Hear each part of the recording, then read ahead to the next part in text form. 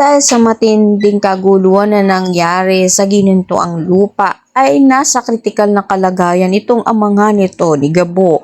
Kaya naman dahil dito nang nadala nga sa ospital itong si Rudy ay malaking problema dahil kinakailangan nga nila ng malaking pera upang maisagawa ang nararapat nga na gamutan para nga rito nga kay Rudy. Kaya dahil dito ay gagawa ng paraan itong si Gabo upang makakalap ng pera pang ospital ng kanyang ama. Hindi naman inaasahan rito sa kanilang paghahanap nga ng pera ay nahanap nga siya nito ni Tatang. Ito nga ang tumulong kay Gabo upang makalaya nga at ang kanyang hamon ay kinakailangan nito ni Gabo na hulihin ang lahat ng mga masasamang tao at ang kanyang unang misyon ay ang hulihin ito nga si Tigre na kung saan nga 100,000 piso ang kanyang karangalan na makukuha kapag nga nadakip niya ito nga si Tigre. Kaya naman pakatutukan nga natin dito kung masasagawa nga kaya nito ni Gabo ang kanyang unang misyon.